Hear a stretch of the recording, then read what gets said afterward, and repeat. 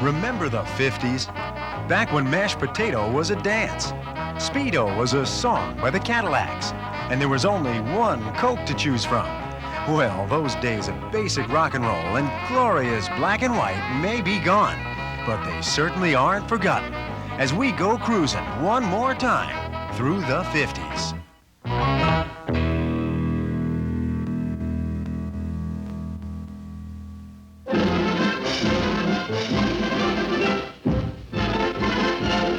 Record numbers throng into the Coliseum for the 42nd National Automobile Show. It's being held in New York for the first time in 16 years. And as if to make up for lost years, the show is staged on a lavish scale.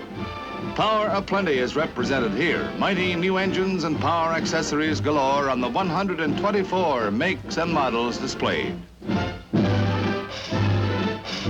Styling verges on the spectacular, from air-scoop grills to the dramatically sweeping tail fins that dominate most of the 57 models. The cars are longer and lower than ever this year, too, thanks in part to the smaller 14-inch wheels. Most of the 51 million passenger cars in use today seem drab and boxy, stacked up against these newest dreamboats. High in the dreamboat class, this one has everything for the busy executive. Makes work worthwhile. There's a trend to the sporty and more colorful. Detroit's designing geniuses keep pace with a nation that's taking more and more to the road. One of the year's innovations, the hard-top convertible. Just push a handy little button and the solid roof folds back out of the way. See it and believe it. And there is room for luggage, too.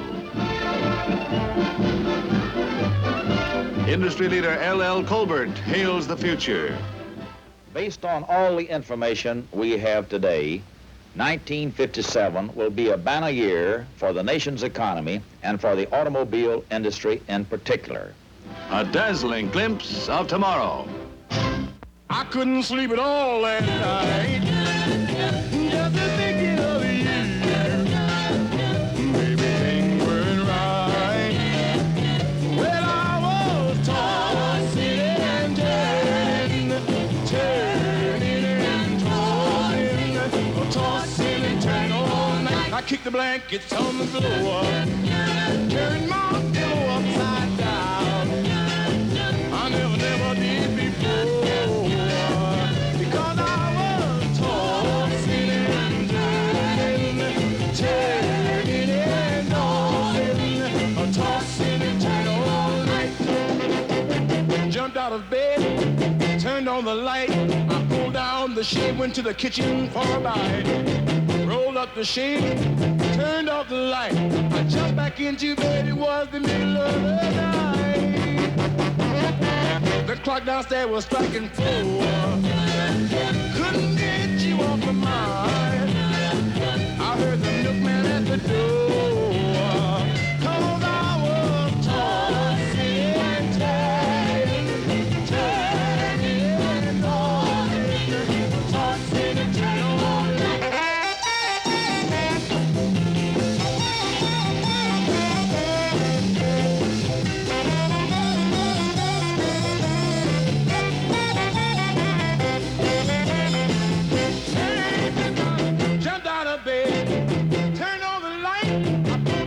She went to the kitchen for a bite, rolled up the shade, turned off the light. I jumped back into bed, it was the middle of the night. The clock downstairs was striking 4. I couldn't get you off my mind. I heard the milkman at the door, 'cause I was tossing and turning, tossing and turning all day, I was a tossing.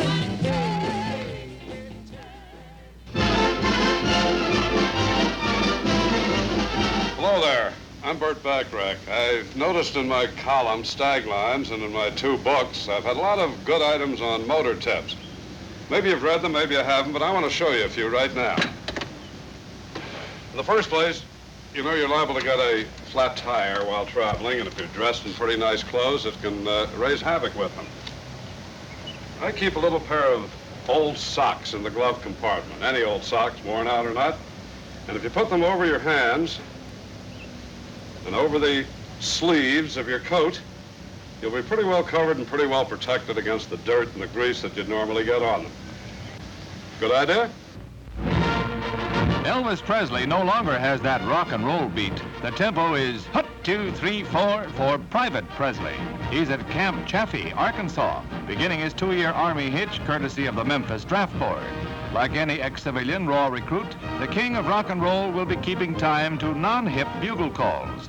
Involuntarily retired, the gyrating guitarist's departure from the public eye left his blue jean fans all shook up, so we hear. But Elvis doesn't seem to mind at all.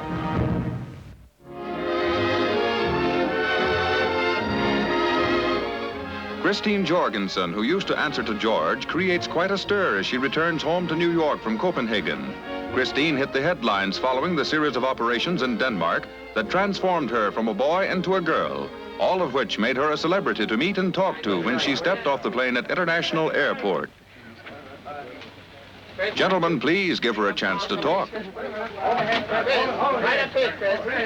I'm very impressed by everyone coming. Christine, are you happy to be home? Yes, of course. What American wouldn't be?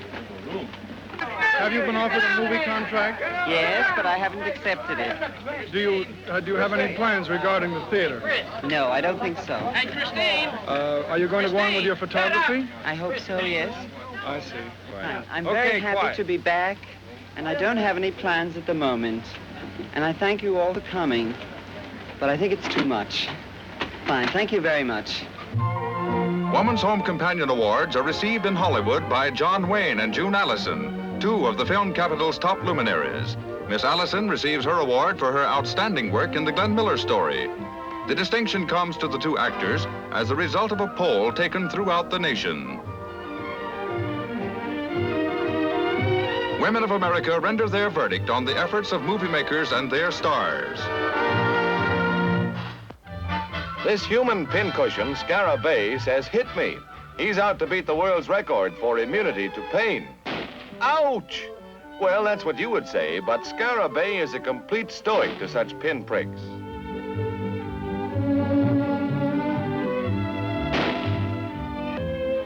This modern faker claims he was inspired by St. Sebastian, and also claims that planks full of nails are mere playthings, not worth his consideration.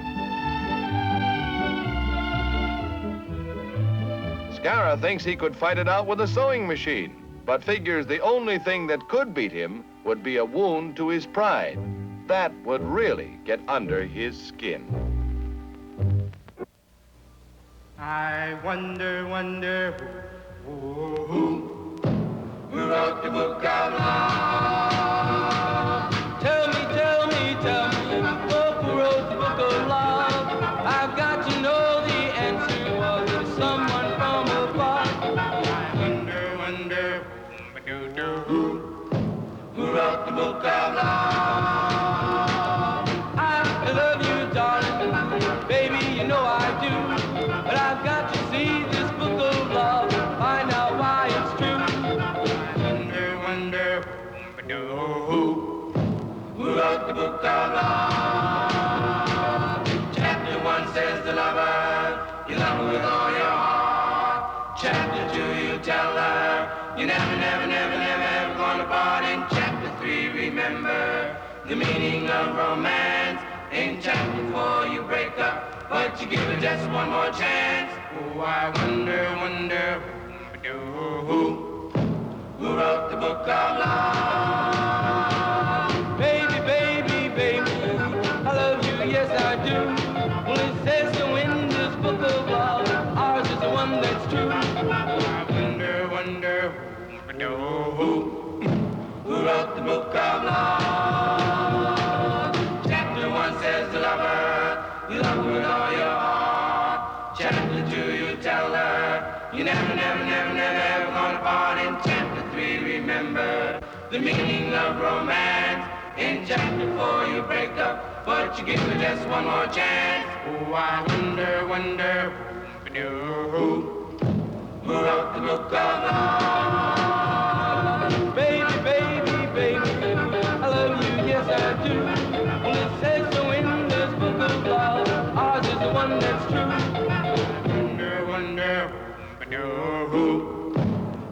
the book of law? I wonder who wrote the book of law?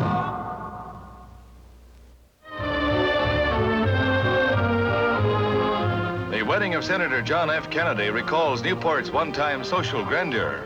Speaker of the House Martin, Congresswoman Edith Norris Rogers, Senator and Mrs. Leverett Saltonstall, screen celebrity Marion Davies, and former Ambassador and Mrs. Joseph Kennedy, parents of the groom, are among the personalities on hand to make this the top society wedding of the year.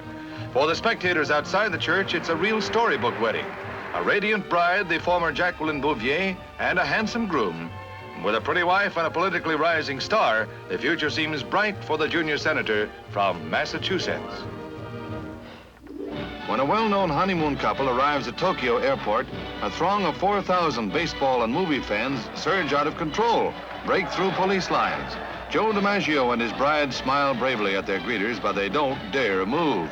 So back into the plane they go, while police clear a path to the cargo hatch with DiMaggio's convertible. The stratagem works. The former Yankee slugger and his picture bride escape into the car and head for the safety of their hotel. But their troubles aren't over. Next day comes a press conference where the public was barred, but the photographers and reporters more than made up for that. Their questions were rough, ranging from the risque to the ridiculous. And Joe, he's the forgotten man, which is something in Japan where baseball is so popular. Never underestimate the power of you-know-who. But enough's enough. His patience is exhausted, and Joe says, go.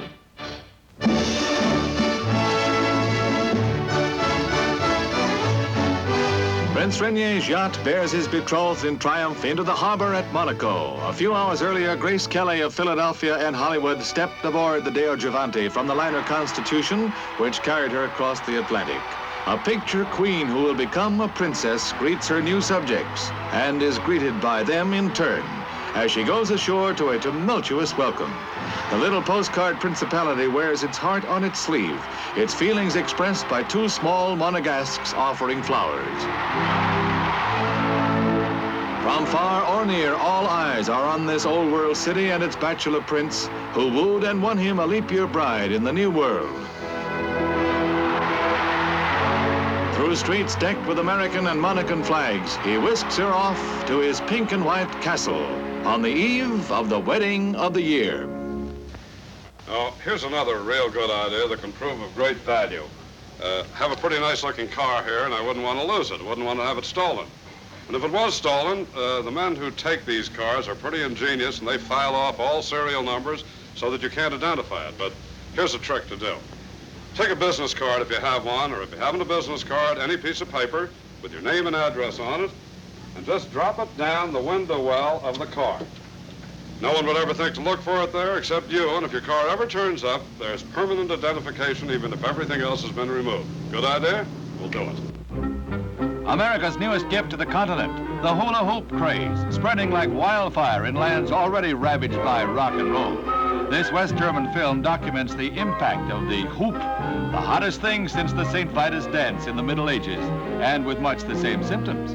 From the bourgeois businessman to the bohemian ballerina, the craze hits regardless of class or social status. But looking at it from another viewpoint, the hoop-de-doo has its attractive aspects. In France, too, all the pretty girls have fallen for the hoopla. The swaying rhythmic motion is not only good exercise, it's relaxing, so you tend to stay with it. Relaxing, it's downright hypnotic.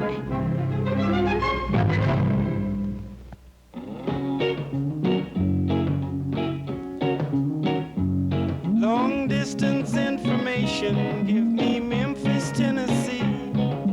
Help me find the party, try to get in touch with me. She could not leave her number, but I know who placed the call. 'Cause my uncle took the message and he wrote it on the wall.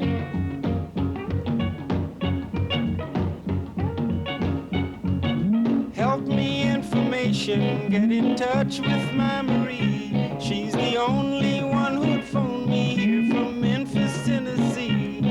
Her home south side, high up on a ridge, just a half a mile from the Mississippi Bridge.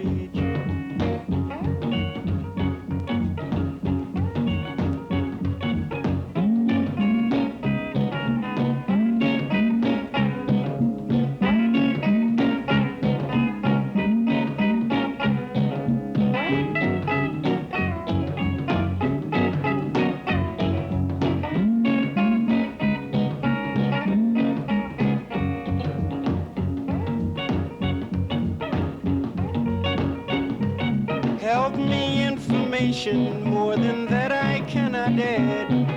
Only that I missed her and all the fun we had. But we were pulled apart because her mom did not agree, and tore apart our happy home in Memphis, Tennessee.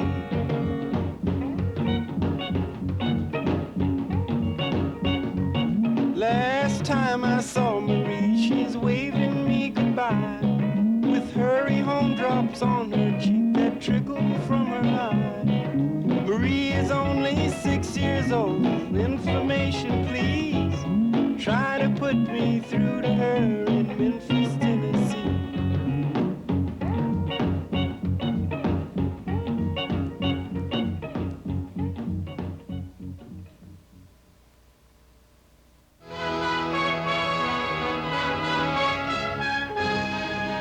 Friends, you've laughed at me for years and I love you for it.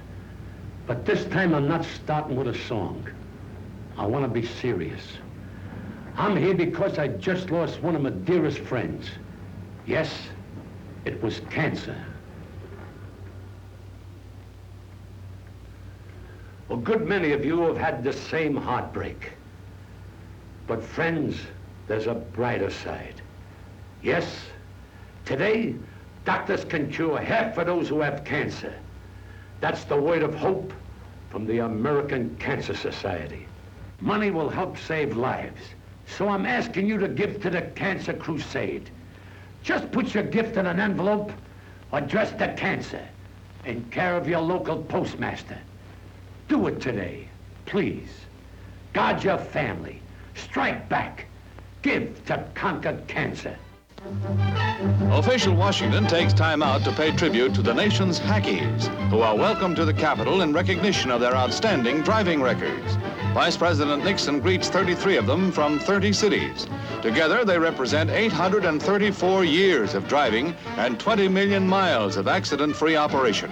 The 4-star awards signify courtesy, safety, service, and citizenship. In these days of automobile casualties, their performance on crowded city streets becomes the more remarkable.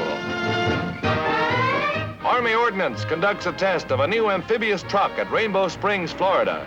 Fitted with a snorkel for air intake and a snorter for exhaust, the 2.5-ton vehicle submerges. This is part of an underwater service cruise which keeps the truck under operation for periods ranging up to 4 hours. The driver, equipped with a portable lung breather, goes right down to Davy Jones's locker along with his craft, which is known in the trade as the Eager Beaver.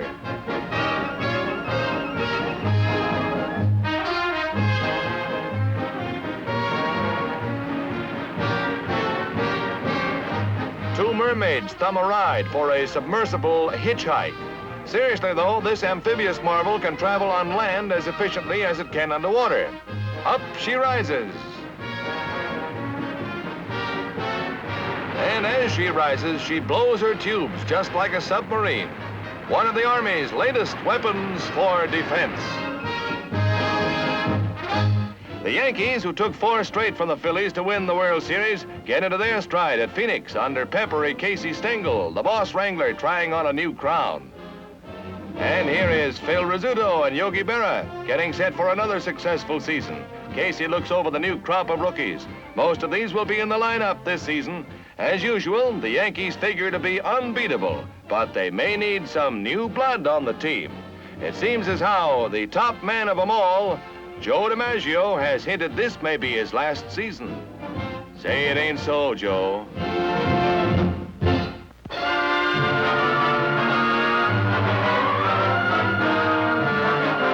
One One of the greatest peacetime spy dramas in the nation's history reaches its climax as Julius Rosenberg and Morton Sobel, convicted of revealing atomic secrets to the Russians, enter the federal building in New York to hear their doom. Another of the spy ring, Mrs. Ethel Rosenberg, who with her husband was convicted of actually transmitting the secrets to Russia through Soviet diplomatic channels. The ring was first uncovered following the arrest of Klaus Fuchs in England. David Greenglass, Mrs. Rosenberg's brother, confessed theft of the secrets while stationed at the Los Alamos atomic project. He later became the government's chief witness in the prosecution of Sobel and the Rosenbergs. It is a stern jurist they face in Judge Irving Kaufman. After administering a tongue lashing in which he charged them with the indirect death of thousands of men in Korea, he sentenced both Rosenbergs to death in the electric chair and Sobel to 30 years in prison. At the time these pictures were made, Greenglass still had to hear his fate. It is the first time in peacetime that such a death penalty has been handed down. And while appeals to the highest courts are planned, it certainly appears that the spies are headed along a one-way street.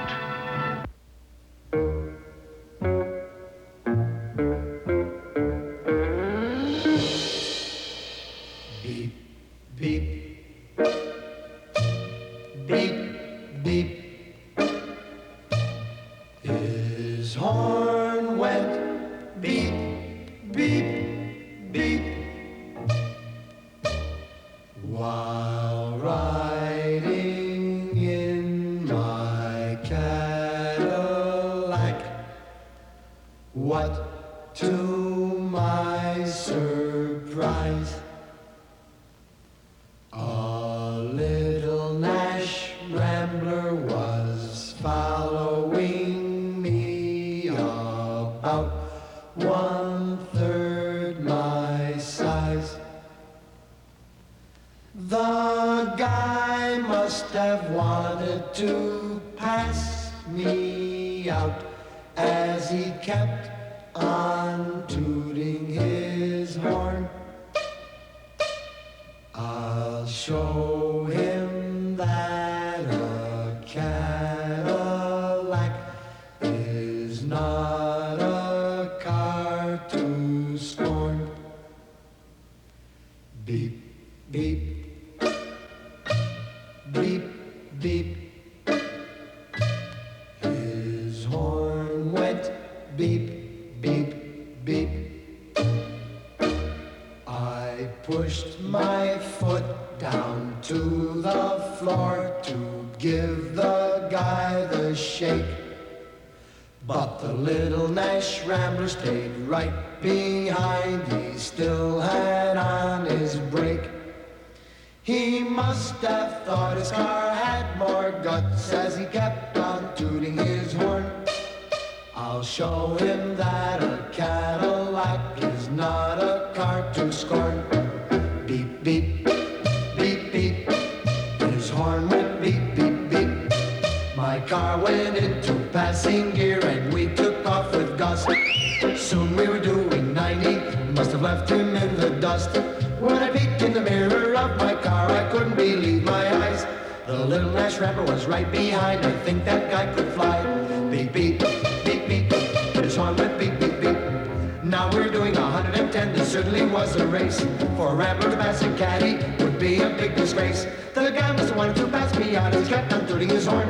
I'll show him that a Cadillac is not a car to scorn. Beep, beep, beep, beep. His arm went beep, beep, beep. Now we're doing 120 as fast as I could go. The Rambler pulled alongside of me as if we're going slow. The fella rolled down his window and yelled for me to hear, "Hey buddy, how can I get this car out of second gear?"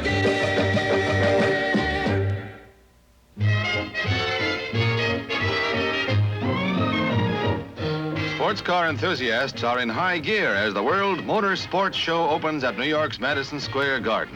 New ideas, new designs, new gimmicks to delight the heart of drivers who like theirs sleek and racy and low-slung. Many of the cars are foreign imports, reflecting the latest continental touch. Some are homegrown, and this one shows the jet age influence. No, the jet exhausts are only trimming. The engine is conventional.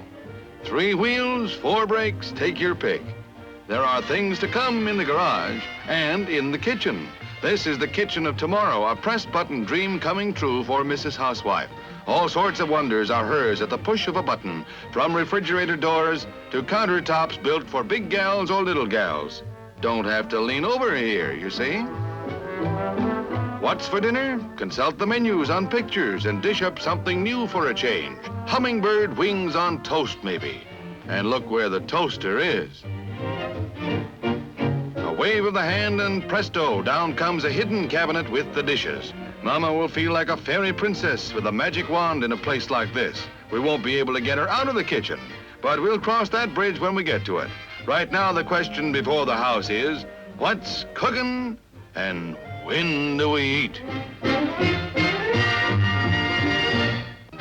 The Motion Picture Division of the United Nations Day Citizens Committee presents a cake to President Truman at the White House, marking the 6th anniversary of the signing of the United Nations Charter, which occurs October 24th.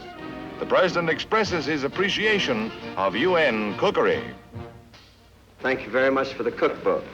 I've long ago quit talking about Mama's cooking because I have a good cook at home.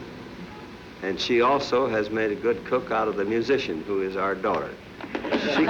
She can cook too. I can't say that she likes to cook as well as she does to sing, but then she's able to do it. And on my advice, I hope every young lady in the United States will learn to make cakes like this. Thank you.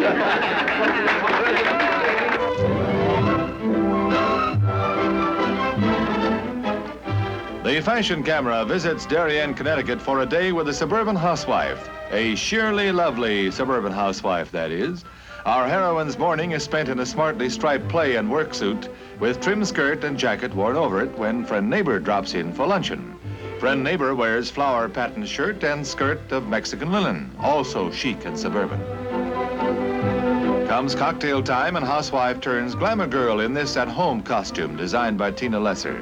Glamour girl is a gourmet, too. For a dinner party, she's a hostess, handsomely gowned with a bouffant skirt over her earlier costume. Sheer informal elegance is the keynote. Friend neighbor is dazzling in a gown of Pima cotton with paisley top by Oleg Cassini. And that's our fashion story of a day in the suburbs. Anyone for Darien? The mechanical feeler does the trick. Sort of a radar antenna that steers a newly perfected, completely automatic lawnmower at Ridgewood, New Jersey. Dubbed Grass Finder, it's the latest answer to a gentleman farmer's prayers. And hers, too.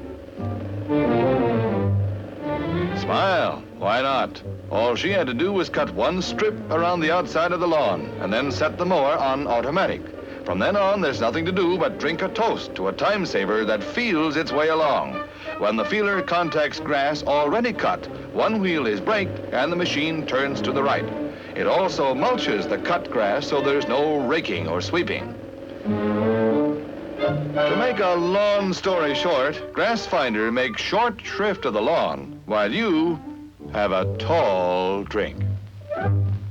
Now, in conclusion, here's a quick motor tip. This is the time of the year when you'll probably be taking your car to the beach, to the ball games, other sporting events, and you may have to leave your car in a huge parking lot with thousands of other cars. You may have had the experience that you couldn't locate your car when you came out. Here's a very simple little trick that'll let you find it quickly. Take a colored ribbon, any color of your choice, the bright one preferably, tie it in a knot on the top of the aerial of your radio, raise the aerial, and when you come to the parking lot, you'll be able to find your car out of thousands very easy. All right.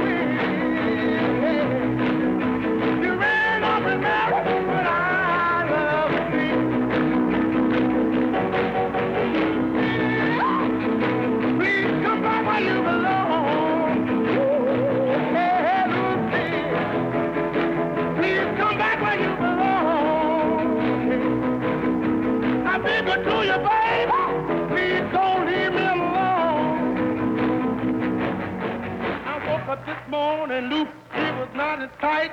I am a brother, and this was Lucy.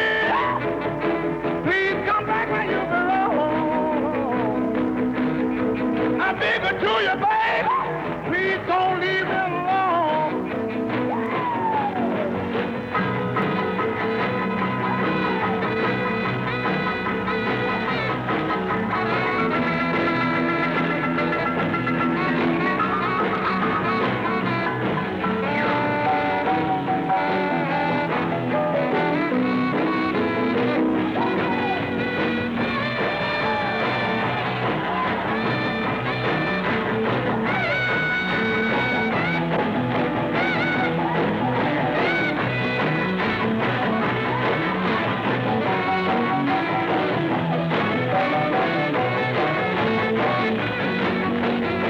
Up this morning, Luke, it was not as tight.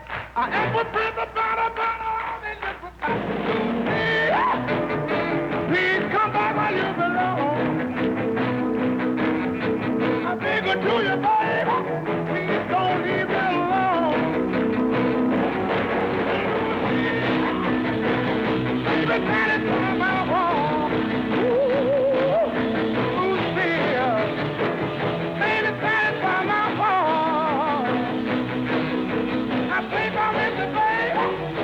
Such a wonderful song.